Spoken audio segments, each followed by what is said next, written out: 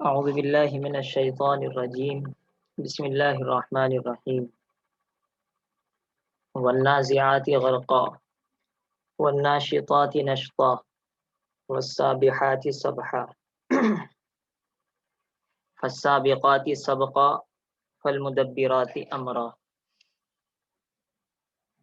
یہ سورہ نازعات ہے، اس کی خاص طور سے شروع کی 5 آیتوں کا ترجمہ مشکل ہے، اس کو اچھی طریقے سے سمجھنے کی ضرورت ہے۔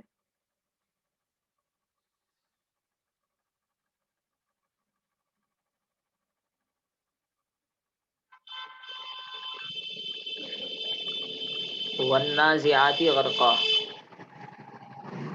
یہ نازع تو اس میں فاعل ہے، نزع ینزع کے معنی کھینچنا، جھپٹ لینا، اس کو نزع ینزع کہتے ہیں۔ اسی سے نازع ڈور اس میں فاعل ہے، کھینچنے والا، جھپٹنے والا، سختی سے کھینچنا۔ اس کے بعد الف تا لگا کر اس کو جمع پلورل فیمیل پلورل بنا لیا گیا، کیونکہ عربی میں الف تا لگا کر جمع مؤنث بنایا جاتا ہے۔ نازعات سختی سے کھینچنے والیاں ہو گیا۔ اس کے بعد الف لام تو متعین کرنے کے لیے آتا ہے، ناؤن پر لگا دیتے ہیں الف لام۔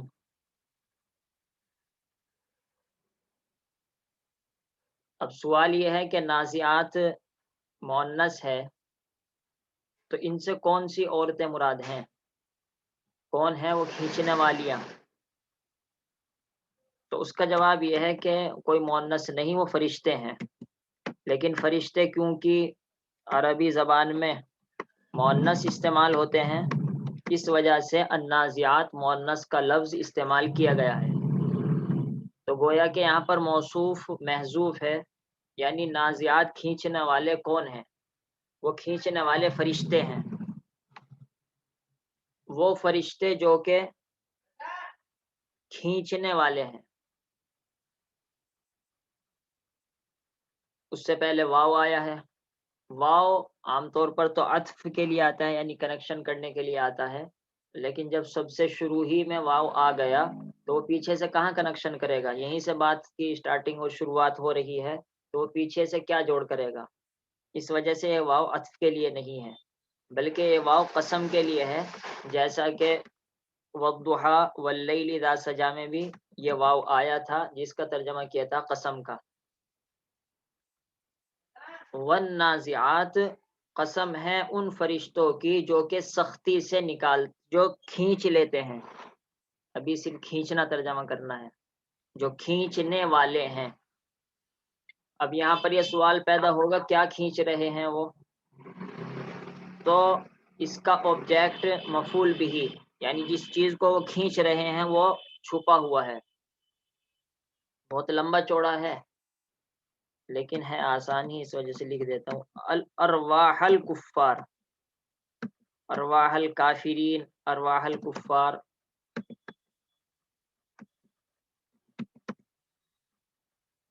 ان فرشتوں کی قسم جو کہ کھینچنے والے ہیں، نکالنے والے ہیں کافروں کی روحوں کو۔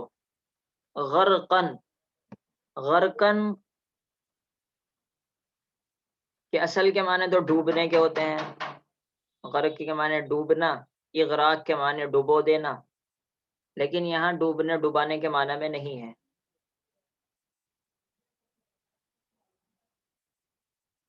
بلکہ اس سے مراد ہے کبھی کبھی عرب والے کسی کام کو جب سختی سے کیا جاتا ہے اس کو کہتے ہیں اغراق فی، یعنی یہ آدمی اس میں ڈوب کر کام کر رہا ہے۔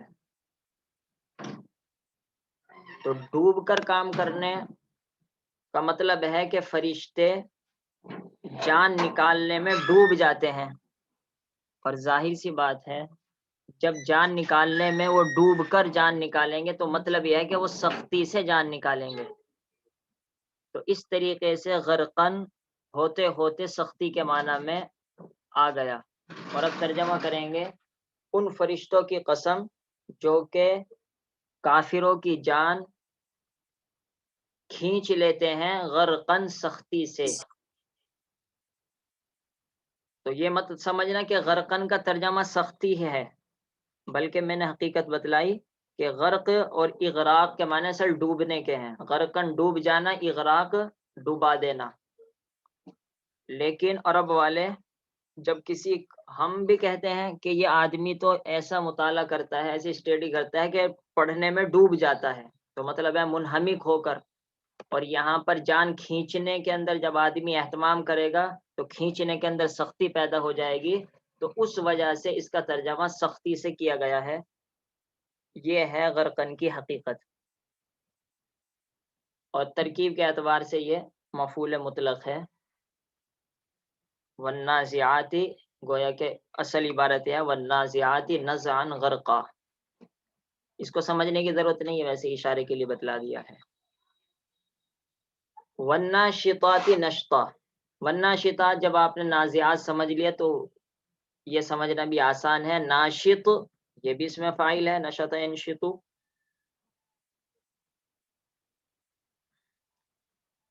عرب والے جب ڈول سے کنویں سے ڈول کے ذریعے سے پانی نکالتے ہیں، آرام سے پانی نکال لیتے ہیں، اس وقت بولتے ہیں نشطا.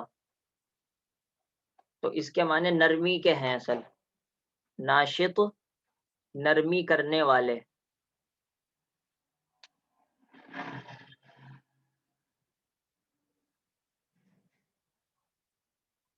اور الف تا لگا کر فیمیل بنا دیا گیا پلورل، اور واو یہاں پر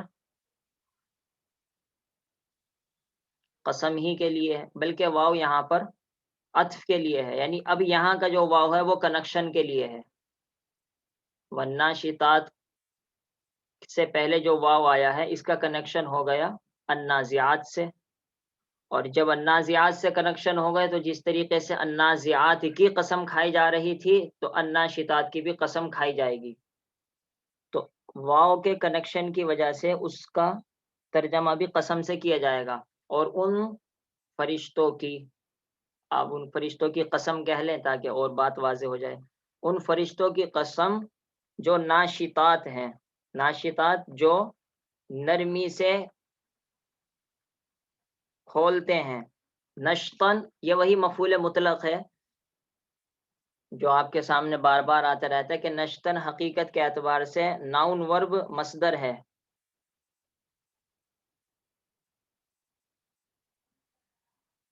اور جو مصدر جو ناؤن ورب پہلے والے ورب کے جیسا ہو. اب تک آپ کے سامنے بات آ رہی تھی کہ مفعول مطلق جب ہوتا ہے جبکہ اس سے پہلے ورب ہو. تو آپ یہاں کہیں گے ناشط تو ورب نہیں ہے بلکہ ناشط تو اس میں فاعل ڈوئر ہے. تو اس کا جواب یہ ہے کہ ورب ہونا ضروری نہیں، فعل ہونا ضروری نہیں، بلکہ اس میں فاعل ہو یا اس میں مفعول ہو تب بھی عربی زبان میں مفعول مطلق استعمال ہوتا ہے. تو خلاصہ یہ ہوا نشطن مصدر ہے، ناؤن ورب ہے، اور اس سے پہلے ناشط اس جیسا اس میں فاعل ڈوئر استعمال ہوا ہے، اس وجہ سے ہم اس کو مفعول مطلق کہیں گے. اور مفعول مطلق کے عام طور پر معنی ہوتے ہیں تاکید پیدا کرنا. تو ناشط نرمی سے کوئی کام کرنا، اور نشتن اور زیادہ جب تاکید پیدا کر دی گئی تو بہت زیادہ نرمی آ گئی. تو اس وجہ سے ناشط کا ترجمہ کریں گے وہ فرشتے جو کہ نرمی سے بہت زیادہ نرمی سے نکالنے والے ہیں.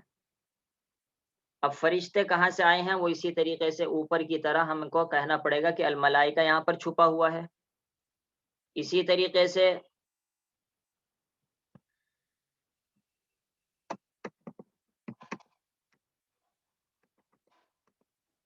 اس کے بعد کس چیز کو آسانی سے کھول دیتے ہیں. نشط ینشط کے معنی کھولنے کے بھی ہیں.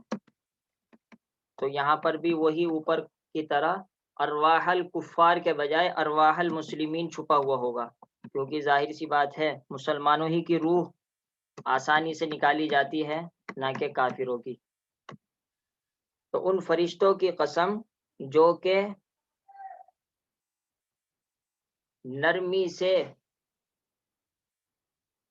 مسلمانوں کی روح کی گرہ کھول دیتے ہیں۔ یہ جو گرہ کا ترجمہ آ رہا ہے اس کی وجہ یہ ہے کہ عربی میں نشط ینشط کے معنی کسی چیز کے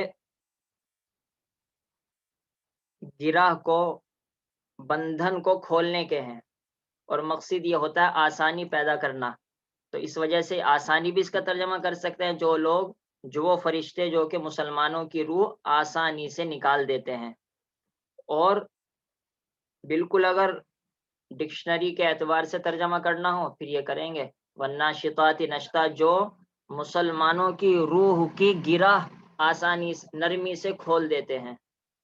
خیر میں اس وجہ سے یہ بار بار بتلاتا رہتا ہوں کہ بالکل اجنبی سی چیزیں ہوتی ہیں، بار بار بتلانے کی وجہ سے ذہن میں آتی ہیں، ایک مرتبہ بتلانے سے ذہن قبول نہیں کرتا ہے۔ چلیے اب ترجمہ کریں گے والنازعات غرقا، ان فرشتوں کی قسم جو کہ کھینچ لیتے ہیں کافروں کی روحوں کو غرقن سختی سے، والملائکۃ الناشطات ارواح المسلمین نشطا، اور ان فرشتوں کی قسم جو کہ گرہ کھول دیتے ہیں مسلمانی کی روح میں نشتن آسانی سے۔ اس کے بعد ہے والسابحات، والسابحات میں بھی سب وہی باتیں بیان کی جائیں گی جو النازعات میں ہے، کہ یہ بھی فیمیل ہے، اور اس سے پہلے بھی الملائکہ چھپا ہوا ہے، اور وہ ملائکہ جو کہ سابح ہیں۔ سبح یسبح کے معنی عربی میں آتے ہیں اصل تیرنے کے، اور الف تا لگا کر پلورل بنا دیے گئے، اور وہ فرشتے جو کہ تیرتے ہیں۔ اور سبحن یہ بھی ناؤن ورب مصدر ہے، اور جب ناؤن ورب مصدر ہوگا اس سے پہلے سابح اسی جیسا ورب استعمال ہوا ہے، تو اس وجہ سے یہ بھی مفعول مطلق شمار ہوگا۔ اور اس کا مقصد بھی یہی ہے کہ نرمی کے اندر، یہ تیرنے کے اندر تاکید پیدا کرنا، یعنی آسانی سے تیرتے جاتے ہیں۔ اور ان فرشتوں کی قسم جو کہ تیرتے ہیں۔ اب آپ کو کیا کیا بتلاؤں۔ سبحن اس کا ایک ترجمہ یہ بھی کر سکتے ہیں ایک خاص طریقے سے تیرتے ہیں، جیسا کہ اگر آپ کو یاد ہوگا سورہ واقعہ میں یہ بات آئی تھی انا انشأناہن انشاء، ہم نے جنت کی عورتوں کو پیدا کیا انشان خاص طریقے سے، کہ مفعول مطلق کبھی کبھی خصوصیت بیان کرنے کے لیے بات، یعنی ایک خاص طریقے کو بیان کرنے کے لیے بھی استعمال ہوتا ہے۔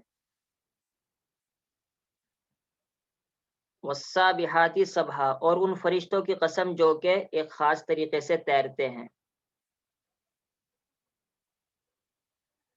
تفسیر کیا ہے وہ تو انشاءاللہ بعد میں آئے گی۔ فالسابقات سبقا، دیکھیں یہاں پر فا آیا ہے، اس سے پہلے واو واو آ رہے تھے۔ واو کا مطلب تو یہ ہوتا ہے کہ یہ کام بھی ہوا، یہ کام بھی ہوا، یہ کام بھی ہوا۔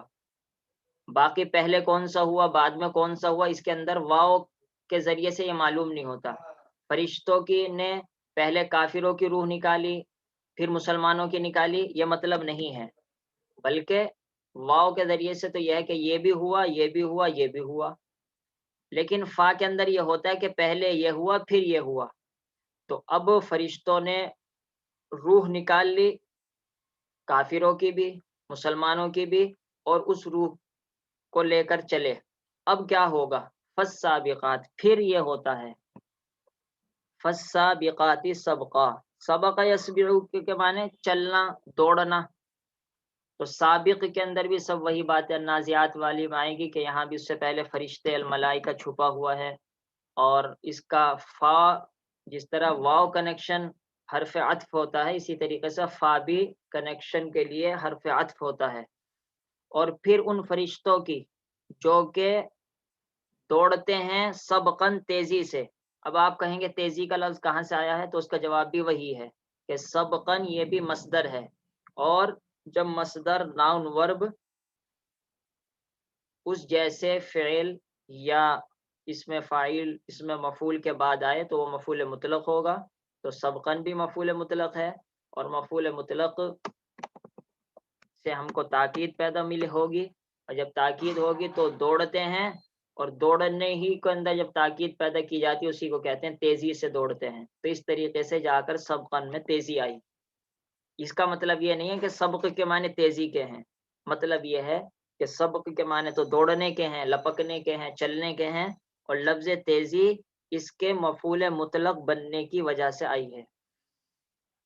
اور پھر وہ فرشتے جو کہ تیزی سے دوڑتے ہیں۔ فل مدبراتی، پھر ان فرشتوں کی قسم، یہاں بھی المدبرات یہ اسم فاعل ہے، بس اتنا فرق ہے کہ وہاں پر جو اس میں فائل آ رہے تھے وہ 4 لفظ والے آ رہے تھے۔ نازی 4 لفظ تھے اس میں، ناشد اس میں 4 تھے، سابح اس میں بھی 4 تھے، سابق اس میں بھی 4 تھے، مدبر میں 5 ہے، دال میم دال ڈبل با اور را۔ تو یہ اس میں فائل بنانے کا دوسرا طریقہ ہے جو بار بار آتا رہتا ہے کہ کبھی کبھی اس میں فائل جب ماضی یعنی پاسٹ کے اندر 4 لفظ پہلے سے موجود ہیں، جب ماضی پاسٹ کے اندر پہلے سے 4 لفظ موجود ہوں تو اب اس کے اس میں فائل ڈوئر بنانے کا طریقہ یہ ہوتا ہے کہ میم شروع میں لگا دیجئے اور اس میم پر پیش آنا چاہیے، اور سیکنڈ لاسٹ یعنی یہاں پر با پر زیر آنا چاہیے۔ مدبر تدبیر کرنے والا، تدبیر آپ کو اردو میں بھی بولتے ہوئے مل جائے گا، تدبیر کر رہا ہوں میں اس کام کی، یعنی انتظام کرنا، کسی چیز کے انجام میں غور و فکر کرنے کے بعد کوئی انتظام طے کرنا، کوئی قدم اٹھانا، اسی کو تدبیر کہتے ہیں، اور تقریباً اسی معنی میں یہاں استعمال ہو رہا ہے۔ فل مدبراتی، پھر وہ انتظام کرتے ہیں، پھر ان فرشتوں کی قسم جو کہ انتظام کرنے والے ہیں، امرن کام کا، امرن کے معنی کام، کام کی تدبیر کرتے ہیں، اور امر کا ترجمہ حکم بھی کر سکتے ہیں، پھر وہ حکم کی تدبیر کرتے ہیں۔ کون سا حکم ہے، کیا حکم ہے، انشاءاللہ وہ تفسیر میں آ جائے گا۔ تو خلاصہ یہ ہوا فالمدبراتی، پھر ان فرشتوں کی قسم، المدبراتی جو کہ تدبیر کرتے ہیں، امرن حکم کی یا کام کی۔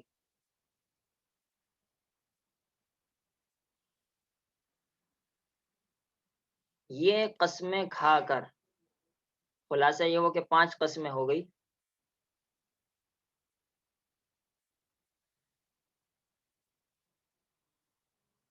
قسم کے بعد ہمیشہ عربی زبان میں جواب قسم آتا ہے، ہماری اردو میں بھی آپ کہیں کہ اللہ کی قسم، اللہ کے خالق ہونے کی قسم، مالک ہونے کی قسم، رب ہونے کی قسم، اور آپ چپ چاپ بیٹھ جائیں تو سامنے والا دیکھے گا یہ پاگل آدمی ہے، قسمیں اتنی کھا رہا تھا اور کچھ جواب دے نہیں رہا ہے۔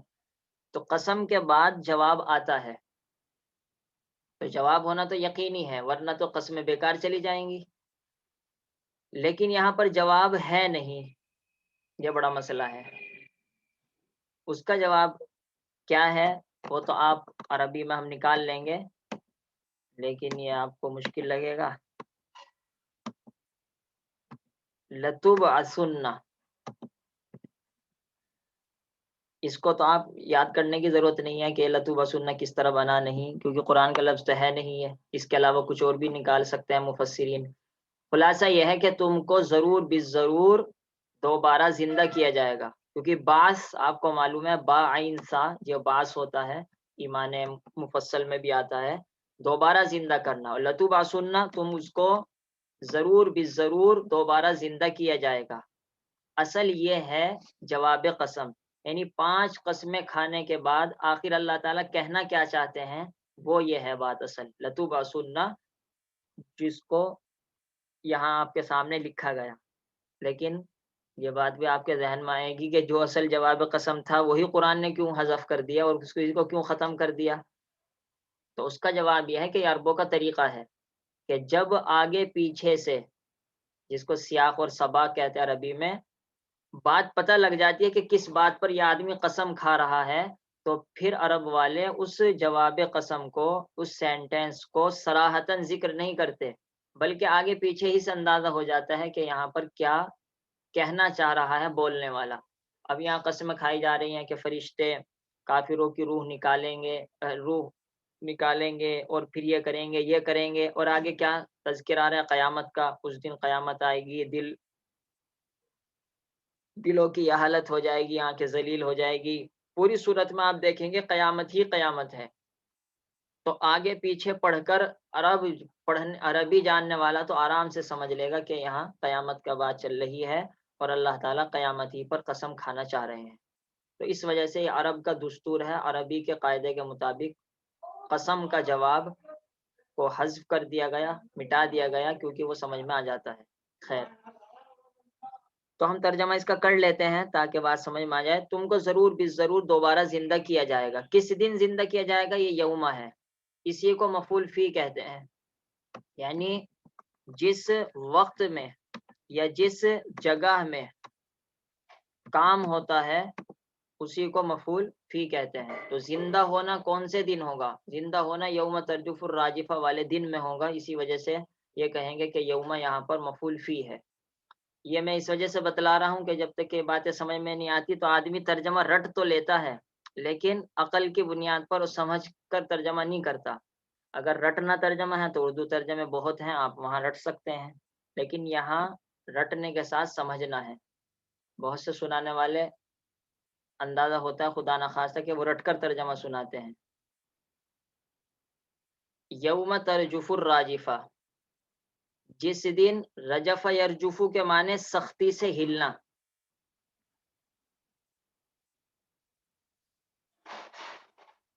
ہلا دینا، بلکہ ہلنا نہیں ہلا دینا۔ رجف یرجفو سختی سے ہلانے کو رجف یرجفو کہتے ہیں، اور راجفہ یہ اسی سے ڈوئر اس میں فاعل ہے۔ راجف آپ کو معلوم ہو کہ اس میں فاعل کے وزن پر ہے، سختی سے ہلا دینے والا، اور تا لگا دی ہلا دینے والی ہو گئی۔ اب کون ہو سکتی ہے؟ وہ آپ کو معلوم ہے کہ عربی میں قیامت کو مؤنث کے ساتھ استعمال کیا جاتا ہے، کیونکہ قیامت کے لیے الساعہ استعمال ہوتا ہے، قیامت، اور یہ مؤنث فیمیل ہے، اس وجہ سے راجفہ بھی فیمیل استعمال ہوا۔ تو راجفہ سے مراد یہاں قیامت ہے، لیکن ترجمہ اس کا راجفہ کا ہے سختی سے ہلا دینے والی۔ جس دن سختی سے ہلا دینے والی ہلا دے گی، جس دن سختی سے ہلا دینے والی ہلا دے گی۔ کیا ہلا دے گی؟ آبجیکٹ مفعول بھی ذکر نہیں کیا، ساری دنیا کو ہلا دے گی۔ تو گویا کہ ہم کہہ سکتے ہیں دنیا، یہ تو ایک چھوٹی سی بات ہے، دنیا کے علاوہ پتہ نہیں کیا کیا چیز کو ایک سختی سے ہلا دینے والی چیز ساری دنیا کو ہلا دے گی۔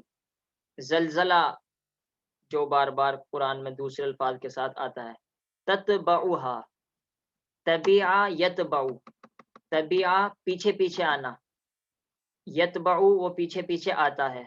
تتبع دیکھیے شروع میں اگر یا آئے تو وہ مذکر میل ہوتا ہے، شروع میں اگر تا آئے تو وہ فیمیل ہوتا ہے، پھر وہ آئے گی ایک عورت۔ عورت کا مطلب، کیونکہ رادفہ سے مراد یہاں پر بھی قیامت ہے، اور قیامت عربی میں ساعہ استعمال ہوتا ہے اور وہ لفظی اعتبار سے مؤنث ہے، اس وجہ سے میں نے عورت کہہ دیا، یعنی فارمولہ یہاں پر گویا کہ مؤنث استعمال ہوا ہے۔ پھر آئے گی اس کے پیچھے طبیعہ اعتبار، پھر آئے گی ہا اس کے پیچھے، یہ ہا بھی فیمیل کے لیے ہے، اور یہ پرناؤن اس سے اشارہ ہے اس راجفہ کی طرف۔ اس سختی سے ہلا دینے والی چیز کے پیچھے پیچھے آئے گی رادفہ۔ رادفہ خود پیچھے آنے کو کہتے ہیں، اصل جو جانور پر جب دو آدمی سوار ہوتے ہیں تو پیچھے والوں کو کہتے ہیں وہ رادف ہے، یعنی پیچھے بیٹھا ہوا ہے۔ تو جو پیچھے بیٹھا ہوا ہو اور پیچھے آنے والا ہو اسی کو رادف کہتے ہیں۔ تو رادف پیچھے آنے والی،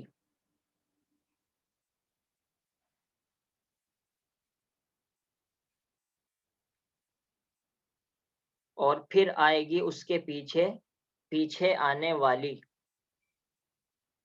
لیکن مفتی تقی صاحب نے اس کا ترجمہ کیا ہے پھر اس کے پیچھے ایک اور جھٹکا آئے گا، تو مفتی صاحب نے اس کا ترجمہ جھٹکے سے کیا ہے، کیونکہ ظاہر سی بات ہے قیامت کوئی سکون سے تو آنے سے رہی، سختی ہی کے ساتھ اس طریقے سے آئے گی، اس وجہ سے مفتی صاحب نے وہ ترجمہ کیا ہے۔ پھر اس کے پیچھے آئے گی ایک پیچھے آنے والی، یعنی یہ تو اس کا بالکل لفظی ورڈ بائی ورڈ ترجمہ ہو گیا، اور مراد اس سے جھٹکا ہے، اس وجہ سے آپ جھٹکا ترجمہ بھی کر سکتے ہیں۔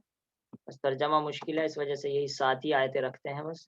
اور ان کو میں دوبارہ ترجمہ لوٹا دیتا ہوں، پھر انشاءاللہ تفسیر عرض کر دوں گا۔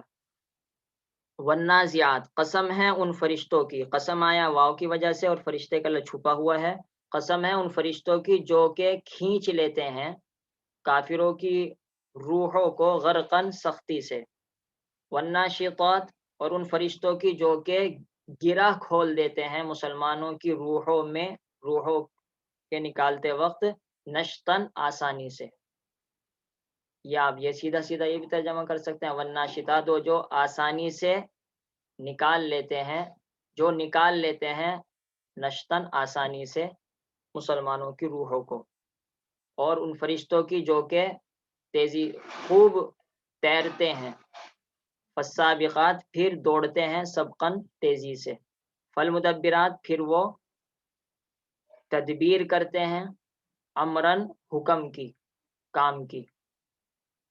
ان 5 قسموں کھانے کے بعد کیا کہا اللہ تعالیٰ نے؟ تم کو ضرور بھی ضرور دوبارہ زندہ کیا جائے گا۔ کس دن؟ جس دن کے ہلا دے گی ایک ہلا دینے والی، ہلا دینے والی ہی کا ترجمہ مفتی تقی صاحب نے بوچھال سے کیا ہے، بوچھال، بوچھال اسی کو کہتی ہے جو پوری دنیا کو تہس نہس کر دے حرکت کی وجہ سے۔ تو جو ایک سختی سے ہلانے والی چیز ہلا دے گی پوری دنیا کو، تتبعوا، پھر اس کے پیچھے پیچھے آئے گی، الرادفہ، ایک پیچھے آنے والی، یعنی ایک پیچھے آنے والا جھٹکا،